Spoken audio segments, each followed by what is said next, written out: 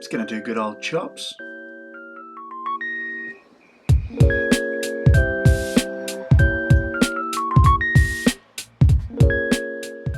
Rightio, so first up we want to get a stick of butter and just use that to rub around the pan, get some flavour in there, make sure nothing burns. Now I'm sure you're going to say, oh, do you really need to use that much butter? Isn't there like a healthier alternative? You want it to taste good? And the show's called Cooking Dirty. What are you expecting? Next you want to grab your root veggies. I got some potatoes, kiflers here. Doesn't really matter, use whatever you got. Sweet potato, pumpkin, potato. Like, we're using the leftover stuff from throughout the week and we're just going to bung it all in there, roast it off together. Quick, easy, simple, super tasty.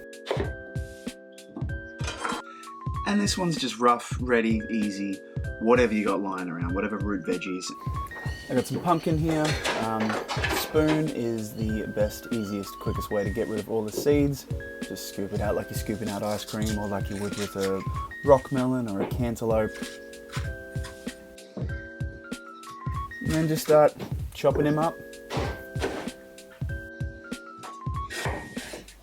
I mean, you can leave the skins on if you want a bit of extra texture in there, or if you just couldn't be bothered. I'm taking them off just so everything's a bit more uniform. And chop them up however you want, it doesn't matter. Just rough and ready, make sure everything's kind of the same size so it cooks evenly, and then once you've done that, bung it in the pan with the potato. Next I'm going to come in with some onions. I got some leftover pickling onions here, but again, anything will do. Red, brown, white, doesn't matter. I'm just going to take the tops off and then I'm going to cut them into quarters, but try and keep the roots together so they kind of blossom out as they roast in a nice sort of way. Next, come in with some tomatoes. I got some truss tomatoes here, but again, use whatever you have lying around. Even a tin of whole peeled tomatoes can work with this. We just want to flavour those veggies, help them cook down. Thyme, always a winner when you're having pork, when you're having roasted veg, so throw some of that in, scatter him about. And we can be quite generous with this. We can be bold. There's lots of big flavours going on.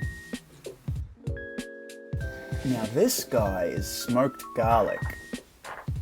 Obviously you don't have to use the smoked garlic, you can use just regular garlic, but I don't know, if you can find it, give it a crack, why not? It's just going to add a really nice smoky sort of wood-fired vibe you don't normally get from an oven. So just peel that and then again add it to the pan.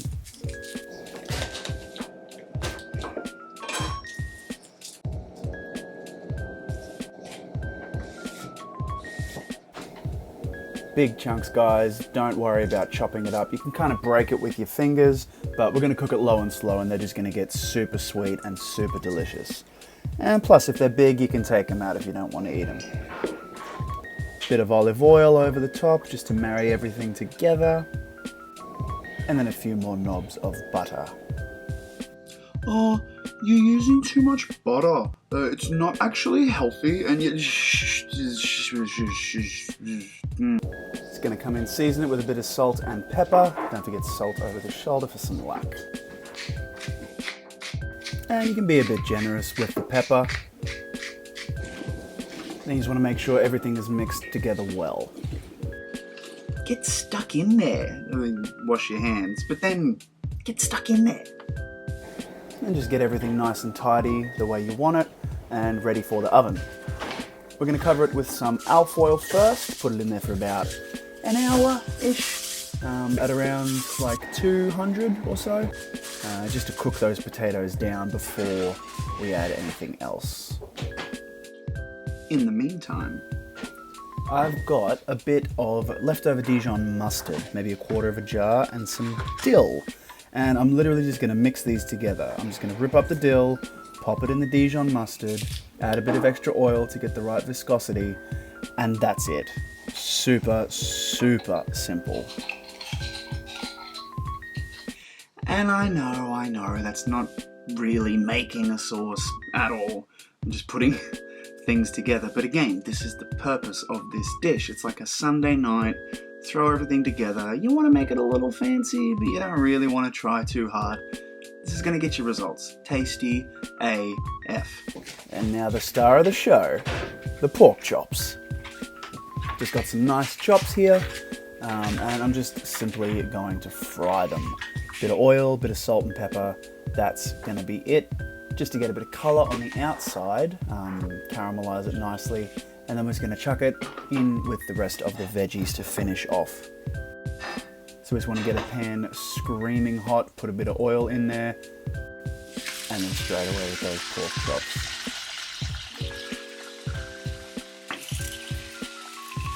Want to get a good bit of colour on them, get that sizzle going.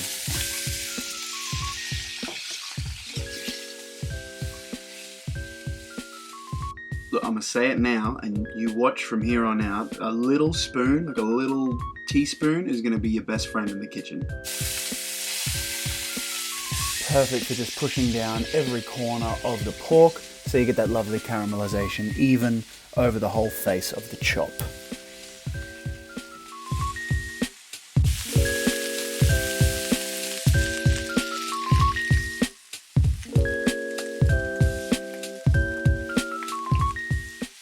So after the veggies have had about an hour-ish, maybe a little bit longer, in the oven, I'm just going to take off the alfoil and we'll just give them a quick little shake just to sort of make sure all those flavours have mixed in and married in beautifully.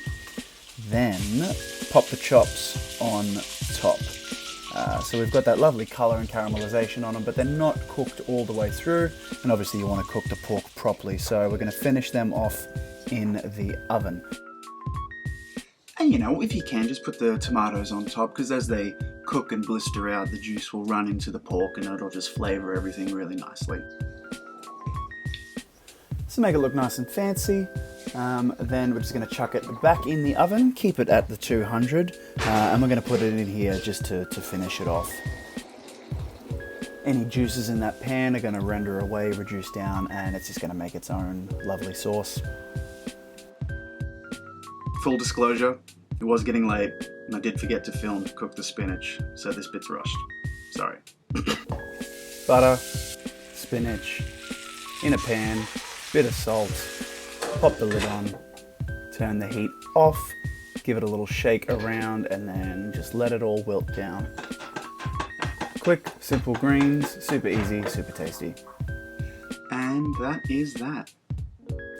So once those tomatoes are blistered, once the pork's cooked all the way through, once you can put a knife through those root veggies easily, you are ready to plate it all up.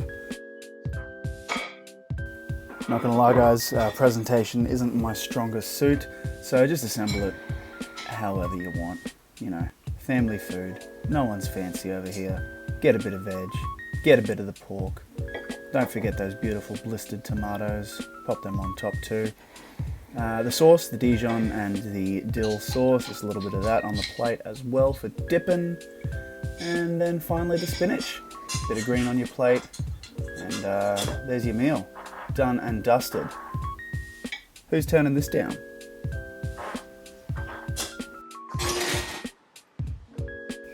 Dead set. The next time someone tries to turn their nose up when you suggest making pork chops for dinner, you whip out this bad boy and they will change their tune. They're going to be recommending this. They're going to be requesting this every time you cook it.